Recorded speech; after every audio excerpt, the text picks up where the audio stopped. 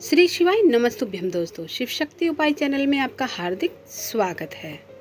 नवरात्रि चल रहे हैं और आज की इस वीडियो में हम आपको बताएंगे कि हमें नवरात्रि में कौन से दिन कन्या पूजन करना चाहिए, अर्थात हमें कुंवारी पूजन क्यों कराना चाहिए। कुंवारी पूजन को ही सर्वश्रेष्ठ माना जाता है। माता रानी को प्रसन्न करने का सरल और सुगम उपाय है। कन्याओं के पूजन से माता रानी जितना प्रसन्न होती है, कितना भी आप हवन पूजा कर लें, उनसे नहीं होती। शारदीय नवरात्रि में हमें कौन से दिन कन्या पूजन करना चाहिए, ये वीडियो में हम जानकारी बताएंगे। कन्या पूजन के नियम बताएंगे, कन्या पूजन को क्या देना चाहिए और कन्या पूजन को किस जगह बैठाना चाहिए, सारी जानकारी विस्तार से बताएंगे। कन्या होती हैं जिसे माँ दुर्गा का रूप कहा जाता है। ऐसा माना जाता है कि माँ दुर्गा छोटी कन्या के रूप में कुंवारी भोजन करने आती हैं हमारे घर में।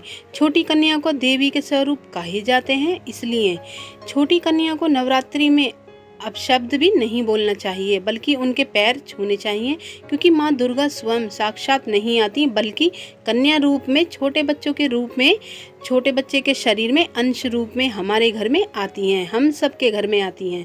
क्योंकि जो छोटे बच्चे होते हैं, इनके मन बहुत ही निर्मल और साफ होते हैं। शारदीय नवरात्रि में आप चाहते हैं तो पंचमी में करा सकते हैं कन्या पूजन, सप्तमी में भी करा सकते हैं और अष्टमी में और नौमी में भी करा सकते हैं। लेकिन धर्मशास्त्र जो कहते हैं, जो अष्टमी तिथि और नौमी तिथि जो होती है, उसमें ही कन्या पूजन पूर्ण रूप से मिलता है। इस वीडियो में हम आप 2022 और अष्टमी और नवमी के दिन किए जाने वाले कन्या के पूजन के बारे में बताएंगे और शुभ मुहूर्त बताएंगे। अष्टमी तिथि की शुरुआत 2 अक्टूबर 2022 शाम 6:48 से शुरू हो जाएगा, जो कि 3 अक्टूबर 4:37 तक समाप्त होगा। हम आप लोगों को कन्या भोजन कराने का मुहूर्त है ये। अमृत मुहूर्त को सफल मुहूर्त कहा जाता है। अमृत मुहूर्त शुरू होगा सुबह 6:15 से 7:44 तक रहेगा। शुभ मुहूर्त सुबह 9 बजे से 12 मिनट से 10:41 तक रहेगा। ये अष्टमी तिथि का कन्या पूजन का टाइम है। नौमी तिथि की कन्या पूजन का टाइम 3 अक्टूबर शाम 4:37 से शुरू होगा, जो कि 4 अक्टूबर दोपहर 2:30 तक समाप्त होगा। कन्या पूजन कराते हैं तो उसके आपने जो व्रत रखे हैं उसका पूर्ण रूप से फल मिलता है।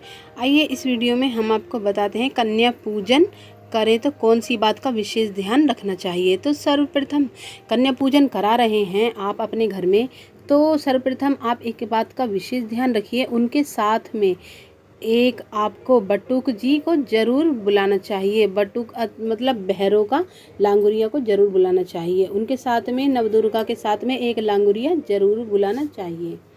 अगर आप कन्या पूजन करना चाहते हैं तो आपको उनका फल पूर्ण रूप से प्राप्त हो, तो एक बात का विशेष ध्यान रखना चाहिए, कभी भी कन्या को खाली पड़े जमीन पर नीचे नहीं बैठना चाहिए। कन्या को हमेशा चादर या कोई चटाई, साफ सुथरी जगह, आसन लगाकर अच्छी तरह से बैठाना चाहिए।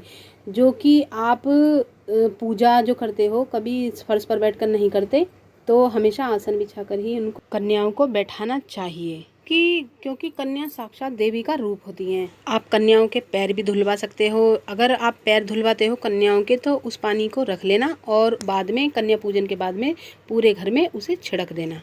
इससे क्या होगा, आपके घर में नकारात्मक शक्ति जो होती हैं वो सकारात्मक ऊर्जा में बदल जाती हैं।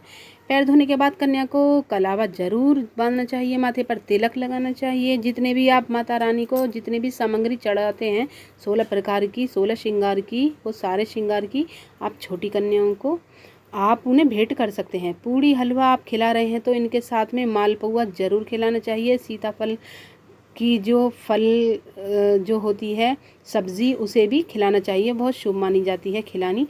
हमेशा एक बात का जरूर ध्यान रखना चाहिए, आप कन्या पूजन करा रहे हैं, अपने घर में कन्या को बुला रहे हैं, जैसे 10 रुपये देते हैं, 10 रुपये देना ना दे करके 11 रुपये दे सकते हैं। जैसे 20 रुपये देते हैं तो 21 रुपये दे सकते हैं। देवी पुराण के अनुसार नवरात्रि में कन्या पूजन करने से माता रानी जितनी प्रसन्न होती हैं, हवन और दान से भी नहीं होती। इसलिए नवरात्रि में कन्या पूजन जरूर करना चाहिए। ये भी कहा जाता है नवरात्रि में 2 से 9 तक कन्या कुमारी को भोजन के लिए बुलाना चाहिए। भोजन करने और बनाने एक दिन पहले निमंत्रण जरूर देना चाहिए। छोटी कन्या के रूप में माता रानी सुबह हमारे घर आती हैं। हमें क्या सामान भेंट करना चाहिए? जैसे 16 श्रृंगार कहे गए हैं धर्म और शास्त्र में हमारे। 16 श्रृंगार में क्या क्या आते हैं? बिंदी, सिंदूर, काजल, मेहंदी, चूड़ियाँ, मंगलसूत्र, नथनी, गजरा, मांग का टीका, इन्हें 16 श्रृंगार कहे जाते हैं। अगर आप अपने सामर्थ्य माता रानी को 16 श्रृंगार देते हैं तो माता रानी बहुत ही खुश हो जाती हैं। और अगर आप छोटी कन्याओं के 16 श्रृंगार के सामर्थ्य हैं दे रहे हैं तो यकीन मानिए, आप 16 श्रृंगार देते हैं तो आपकी सभी मनोकामनाएं पूर्ण हो जाती हैं। जो आपने मनोकामना सोच रखी है वही पूर्ण और सफल हो जाती हैं। हो सके तो छोटी कन्या को गुल्लक ज़रूर देना। छोटी कन्या को गुल्लक देने से अपने पैसे को इकट्ठा करेगी तो इसके प्रभाव से आपके भी आमदनी बढ़ेगी। जब तक छोटी कन्या के गुल्लक में पैसे रखी रहेगी, स्वयं लक्ष्मी माता आप पर अपना धन लुटाएंगी। तो इस प्रकार से आप कन्या पूजन कर सकते हैं और उनके सामर्थ्य जो आपको सामान देना है वो दे सकते हैं। तो आज की वीडियो की जानकारी कैसी लगी? जानकारी अच्छी लगी हो तो लाइक, शेयर, सब्सक्राइब जरूर कर देना और कमेंट बॉक्स में जय माँ दुर्गा जरूर